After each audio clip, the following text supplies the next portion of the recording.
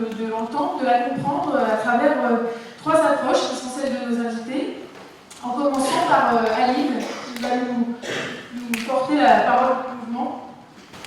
Alors pour commencer, on a travaillé ensemble à l'équipe nationale et on est allé regarder ce que nous dit l'IOCER, très bien fait, sur le site internet de la Conférence des évêques de France.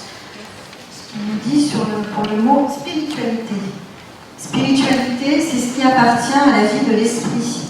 La spiritualité chrétienne est accueil et vie selon le Christ. Elle est caractérisée par une écoute de la parole de Dieu, un mode de relation avec Dieu, une vie selon le royaume. Elle est fondée sur la conviction que l'Esprit de Dieu lui-même habite au cœur de chaque baptisé.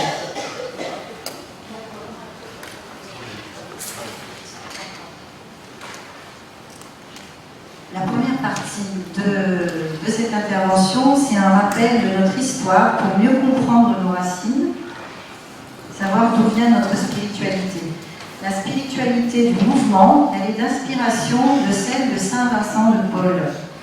Ça remonte dans les années 1581, Saint Vincent de Paul 1660. Vincent, il accorda une grande importance à la vie, à l'événement, à l'expérience. Cette réalité colora toute sa spiritualité et détermina sa façon de chercher et de trouver le Christ dans l'Évangile. La miséricorde, l'attention aux plus pauvres, est au cœur de son engagement.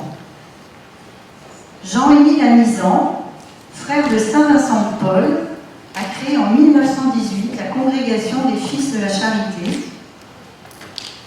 Les fondateurs de notre mouvement, qui s'appelait autrefois les Cœurs Vaillants et Âmes Vaillantes, sont deux fils de la Charité, le père Gaston Courtois et le père Jean Pilon.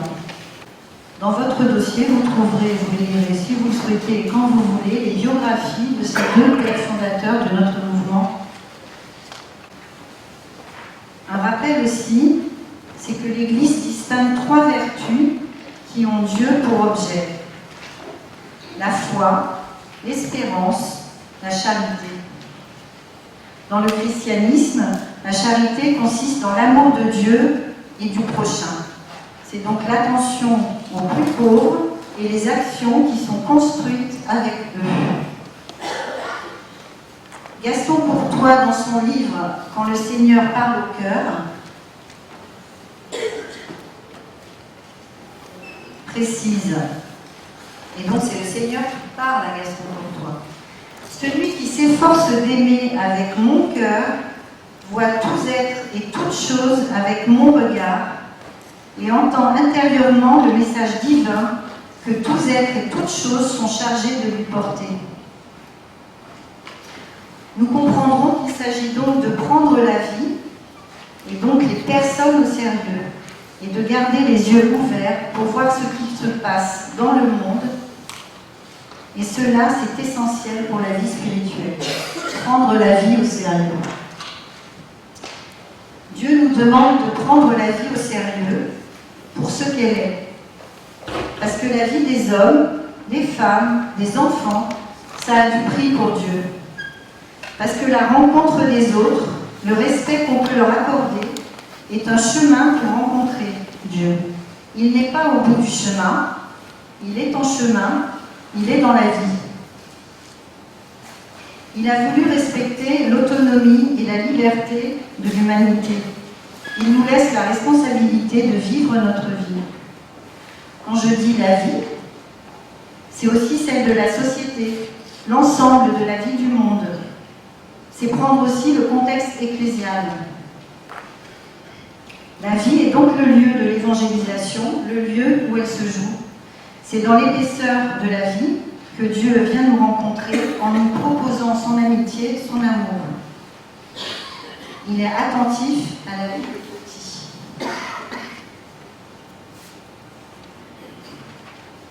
Alors cette vie, y être attentif, c'est la contempler. Contempler, c'est regarder longuement quelque chose, quelqu'un, avec beaucoup d'attention, en s'absorbant dans l'observation. C'est aussi regarder quelque chose ou quelqu'un avec admiration. c'est considérer une situation dans tous ses aspects, dans toute son étendue. Ce regard positif de contemplation nous amène à agir. Contempler, c'est déjà une action. Et ensuite, on va agir pour plus de paix, de justice, de fraternité, pour un monde plus beau. Agir, ce sont des paroles, des gestes, des actes, des initiatives, des projets. Saint Jacques, dans sa lettre aux chrétiens, leur dit « Mes frères, à quoi cela sert-il à quelqu'un de dire « j'ai la foi » s'il ne le prouve pas par ses actes? Il en est ainsi de la foi. Si elle ne se manifeste pas par des actes, elle est une chose morte. »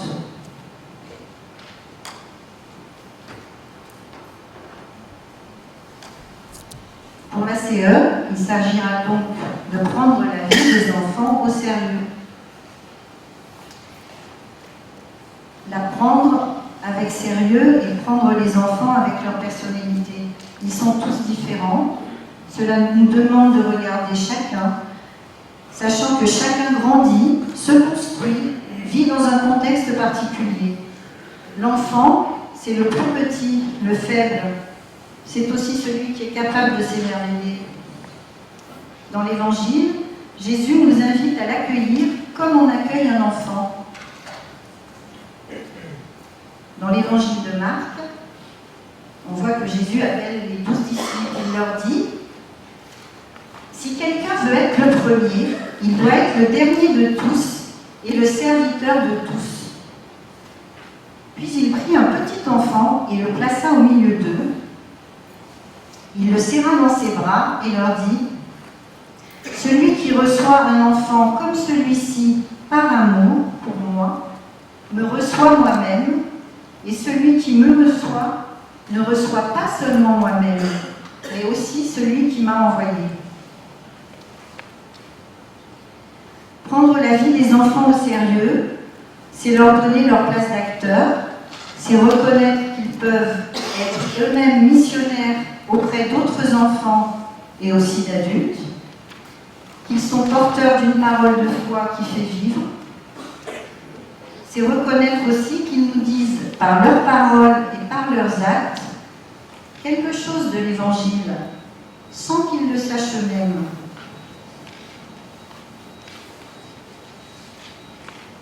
La proposition spirituelle faite aux enfants aujourd'hui, depuis quelques années, nous mettons l'accent sur une éducation à la spiritualité qui passe par un éveil à l'intériorité, qui prend en compte une dimension essentielle de l'être humain, la vie intérieure. Nous mettons l'accent sur cet accueil et sur le développement de cette intériorité parce que la beauté est au-dedans de l'être. La réalité supérieure est accessible à chacun et en chacun. On peut s'appuyer, si je peux dire, sur saint Augustin, qui dit dans ses confessions « Je te cherchais dehors et tu étais dedans ». Saint Bernard, lui, pour sa part, s'exprime ainsi « Je suis descendu en explorateur au plus profond de mon être ». Et saint Luc dit « Le royaume de Dieu est au-dedans de vous. Le royaume est une réalité intérieure qui renvoie chacun à lui-même. » Saint Jean dit aussi « L'esprit de vérité est en vous. » Comment accueillir et développer cette intériorité? Par des choses simples. Faire l'expérience du silence, de la contemplation devant une œuvre d'art, par exemple, un paysage, se recueillir. Ce sont des étapes importantes pour trouver ce qui fait sens à chacun dans sa vie. Ainsi, comme noté dans notre projet,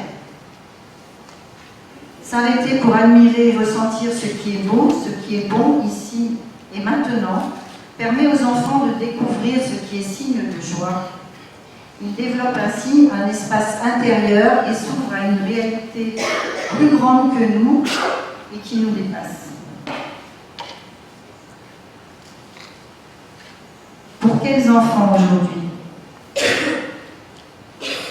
Nous rappelons que le mouvement se veut être une présence auprès des plus petits, aller vers les enfants et leurs familles, aux périphéries, en partant de situations concrètes. Nous sommes soucieux de témoigner de l'Évangile au cœur d'un vivre ensemble multiculturel et pluriculturel. Nous entendons l'appel du Christ à nous renouveler chacun au plus profond de son cœur. Un appel à renouveler individuellement et collectivement aussi nos manières d'être, de faire, dans l'annonce de la bonne nouvelle auprès des enfants et de leurs familles. Le pape François insiste sur les mots « par approche-toi », parle de la situation concrète. Dans une méditation qu'il a intitulée « L'évangélisation ne se fait pas dans un fauteuil », il dit « Allez être proche des gens et partir non pas des théories, mais des situations concrètes. »